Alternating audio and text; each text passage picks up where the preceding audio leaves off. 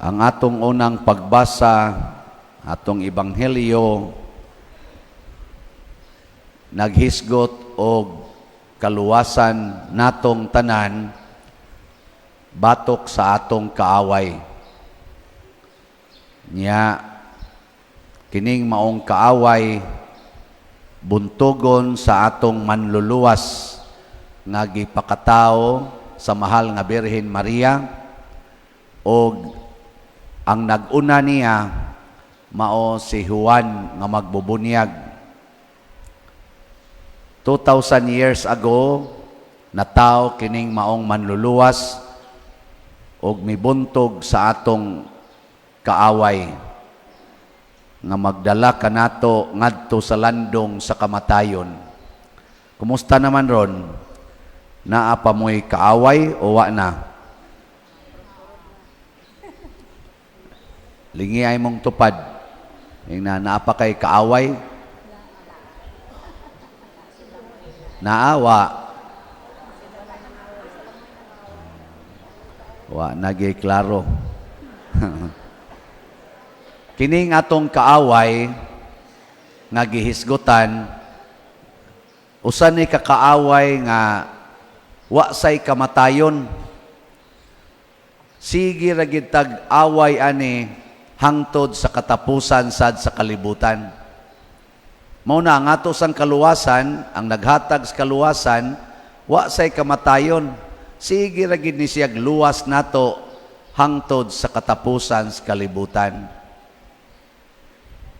Kinsa dinhi ang nahibaw nga duna gid tay kaaway matag adlaw. Taas ang kamot. Naiuban nagpanagana. So kanang wa mo isas kamot napildi na nas kaaway. Ang ato gyung kaaway nga muda nato ngadto kangitngit sa kamatayon mao ang sala. Ang sala. Kinsa ninyo dinhi ang kanunay naglagot o nagdumot sa sala. Taas ang kamot. Tanawa. Diba, pulos mo na pildis kaaway.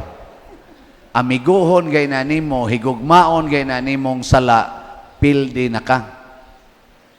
Dumtan gid nang sala, kay kaaway na nato. Kinsa may higugmaon? Kisa? Pataka lang mo. Ang Ginoo lagi, pero duha man nakabuk, Ginoo og isig katao. Kinsa man ang isig katao? Ang makasasala. So dumti ang sala, higugmaa ang makasasala or nakasala. Anang imong tupad? Makasasala man na, apil na ning nagwali. Higugmaa. Pero ang sala, dumti. Kay kining imong tupad, hasta ning nagwali, kuyog ni nato sa panaw sa kaluwasan. Mao nang gitawag ta og the Pilgrim Church. Kitang mga buhi pa ba? O gitawag sad ta sa level sa simbahan, matud pa sa atong katekesis, kita ang gitawag og the Militant Church, ang nagpanaw nga simbahan. Ang katong tuas purgatorio, the Suffering Church. Ang katong tuas langit, unsay tawag? Arang-arang kay dahil ng katubag, duha ka buok. The Triumphant Church, ang simbahan nga nagmadaugo na santos na asay nagantos pa, ni asay nagpanaw pa. Nya kining nagpanaw, matud pa sa atong kaning simbahan karon nga gipasibugatan aning tuiga, synodality ang iyang nature. Unsa man ang synodal church or synodality? Nagkuyog sa pagpanaw ang tanang membro, maayo og dautan. Kay matud pa ni Kristo, ang gingharian sa Dios dinhis kalibutan, murag uma nga nagdungan pagtubo ang sagbot og ang trigo. Mura sa kunutag baling nga naa nagtipon og kakuha ang maayo og daotang isda. Tipon tatanan. Muna, kuyog gitang tanan. Muna, mga sugo sad ni Hesus, pag-anhin niya sa kalibutan, sukwahi kayos na andan niadtong panahona. Kaya mga piniling katawhan sa Dios, katong mga Israelita, hangtod gani karon, mga Hudiyo, kusog kay silang mo reject. Kanang mga prostitutes, kanang mga tax collectors, kanang mga public sinners, apil na ng mga masakiton, samaan ng gisangla.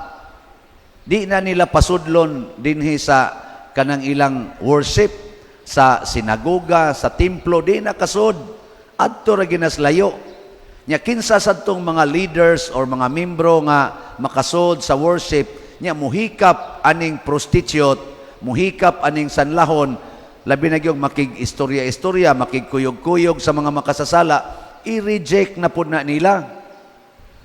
Pero pag abot ni Jesus, nakig-inom siya sa mga palahubog, nakigsaw siya pangaon sa mga tax collectors, kuyog siya sa mga prostitutes, hikap siya sa mga sanlahon, iyang gipang-ayo ang mga sanlahon. Ayaw man kung tutukan. Nga naman, kay ang tinuod nga kaaway, wa diha sa imong isig katao, ang tinuod nga kaaway mao ang sala. Gilingya imong tupad. Yung nasugod karon, kuyog na ta. Sige, ina. Sugod karon, kuyog na ta. Pasabot, kuyog na ta sa panaw sa kaluwasan. Munang kaning Pasko, na kanta ka na bitang wordings nga A Ray of Hope. Sa tanang, na mga choir? Sa ito ng kantaha, A Ray of Hope. Sa ito isumpay na. Nakita ng Christian hope. Napagitay panultihon, while there is life, there is hope. Pasabot, bisag unsa kang ngilad sa tao, naod na ginay puruhan maluwas. Mao sa na ang Ginoo, di gyud mo surrender nato bisag unsa ta ka makasasala, iya gitang sigihag, hatag og kahigayunan hangtod Dios katapusang utong sa atong ginhawa, iya yung i-offer ang iyang kaluwasan kay gihigugma ta niya. Ang iya ra yung kontra ang sala. Ang sala. Naroy kontrobersiya kayo, nasa atong lungsuranon, gipost, naman sa nas Facebook, ang declaration sa atong Santo Papa, nga blessingan na ang mga irregular nga mga relationships. Sama anang pulos laki, same-sex, or pulos babay, nga nagtipon, blessingan. Apil na nang nagpuyo-puyo, blessingan. Kanang mga divorce nga nagtipon, blessingan. Sugot mo ana, dili. Perting kubuta na karon. Daghan kaing nireklamo, daghan sang nakauyon, daghan sang nipakpak, yes. Naamagani dayo gipost dayon, making history. Kay nakabasa mo doon sa Facebook, na dito, pulos laki, upawon ang laki, ang usa tag-asugbok, batanon to, holding hands sila, giblessingan sila sa pare. Unsa man na, maayo na ang lakang o dili? Maayo, dili di ay. Tingali, o panahon pang Kristo, inyo nasanggilansang si Kristo sa krus. Nga naman, unsa man ang blessing? Ang blessing, dili sakrament. Ang blessing, sakramental. Ang sakramental, dili makapapas sa sala. Support ra na siya sa sakrament. Ikaduhang meaning sa blessing, expression of mercy. Kanabang pagpadayag nga gikaluy-an ti ka. Pareho na ng mga apuhan, inyo mang paaminon ang inyong mga apo na ay buangon na sa buutan. Oh, bless me Lo, oh, bless you, God bless you. Mga bata din muduol na ko na may mga buangon ana na sa mga buutan. God bless, God bless, God bless. Ekspresyon sa kaluoy. So duha ang meaning sa blessing. Ekspresyon sa pag-support sa sakrament aron mo balaan og ekspresyon sa kaluoy aron nga mabati nimo nga gikaluy-an ka sa atong Dios. Ana ha?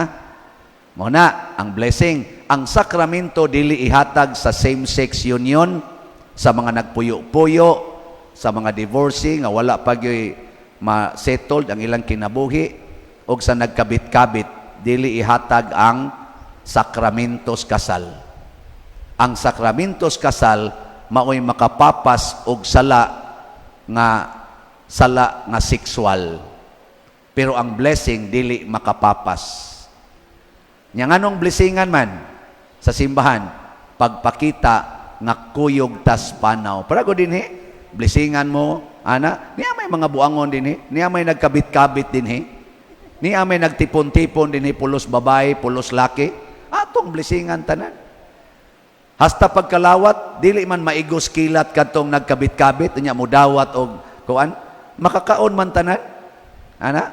Nga naman, kay kauban tas panaw. Ano? Naay nangutana nako, Pader, unsay barugana nimo ani nako galagot gyud ko aning deklarasyon na pero namalandong ko. Pagpamalandong nako, nakahuna-huna ko sa usa nako kakaila nga dunay 4 ka anak, 2 ka lalaki og 2 ka babae. Ang usa ka lalaki og 2 ka babae purting buutana. Ang usa ka lalaki purtig yung adika. Mangawat pa sa ilang balay. Pero naara gyapon gapuyo sa ilang balay. Mukaon ra gyapon sa ilang pagkaon. Mutog ra gyapon, mupahimos gyapon sa tanan nga gipahimuslan aning mga buutan. Gipangutana nako ang mama papa, sa inyong gibati sa inyong anak nga adik man kay na ang tulo buutan man kayo. Sus Pader na luoy gid mi anang among anak. Giingnan gina akong tulo nako ka anak, day dong ayaw gyud taw ninyo kontrahan ning inyong igsuon kay luoy kay siya. Mo nakada kuno uli sa ilang igsuon og sa iyang anak nga gikang ni Suyop, nagsigi gid siya pangga, iyang pakanon, iyang atimanon, pero naghilak ang iyang kasing-kasing, magto ang iyang luha. Sa pagsigi niya atiman siyang anak, gato ang iyang luha. Kakuha mo? Ang simbahan ingon ana, ang Ginoo ingon ana, ang mahal nga birhen ingon ana, atimanon niya ang tanan, pero duna siya giatiman nga nagsigig kuyog sa yawa, pero adto mo pauli sa iyang sabakan. Iya gyapong atimanon, pero magto ang iyang luha. Kinsa ninyo dinhing mga ginikanan nga mosalikway sa inyong anak nga buangon, wa gyud. No? Mao na ang atong simbahan, di mosalikway sa mga buangon, pero magto ang luha, ang kasing-kasing sa simbahan, maghilak, nga magsigig atiman ninyong mga gahig ulo. Sige lang gyapong tipon-tipon, babae og lalaki, lalaki og lalaki, babae og babae, bisan pag nasayod nga wa na gitugot sa atong Ginoo. Giatiman mo apan gahilak ang atong Ginoo. Gahilak ang mahal nga birhen. Gasigi tagpahimos sa kagrasyas Ginoo, apan nagsigig kabit-kabit. Di lang gyapon kabiyas kabit, pero siging pangayo grasyas Ginoo, muhatag lang gyapon ang Ginoo, pero naghilak kay ang grasyas Ginoo gigamit sa pagpakasala. Da, hilom lagi mo. Sige, lingian na imong tupad. Ang di mo lingi, mga buangon. Sige, ingna. Sugod karon, di na nato pahilakon ang Ginoo. Sugod karon, din anato samaran ang simbahan. Sugod karon magbinuotan na ta. Dili mausab ang gugma sa Ginoo para natong mga buangon, para natong mga makasasala. Blisingan gyapon ta niya, pero kay di man na makapapas og sala, dawato nato ang sakramento og ipahaom nato ang atong kinabuhi aron mudawat sa sakramento. Biyaan ang sala, kay di pwedeng mudawat og sakramento nga maglunang sa sala. Mao na inig pakasal, kumpisal usa, kuha sa mga requirements aron malimpyo ka. Pero dili gani ka magpakasal, magpa-blessing ra ka, buangon ka. Ug kanang imong kabuang moabot rang panahon nga matod pa sa Ginoo, matod pa ni Kristo, lainon ang sagbot sa mga trigo. Ang sagbot banganon og itambog sa kalayo, samtang ang trigo tigomon sa kamalig. Moabot rang panahon nga guruyon ang baling ngadto sa daplin og hagpaton ang mga isda. Ang mga nindot nga isda isulod sa sudlanan, samtang ibalibag ang mga daotang isda. Kita sad kuyog tas panaw padulong sa kaluwasan, pero matag usa nato muatubang og hukom.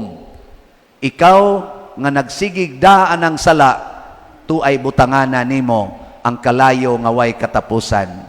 Ikaw nga nagdumot sa sala, nya siging higugmas makasasala, bisag naghilak na ka, tuay butanganan ang kalipay nga way katapusan. Sige, katapusang lingi, ingna imong tupad, gusto ko dili ka masunog. Sige, ingna. Na gusto ko dili ka masunog. Ana? Oh, sus kanindot ana. Mao na ang atong kaaway, ato giyong likayan. Ang atong Ginoo, ato giyong sundon og alagaran. Manindog na ta.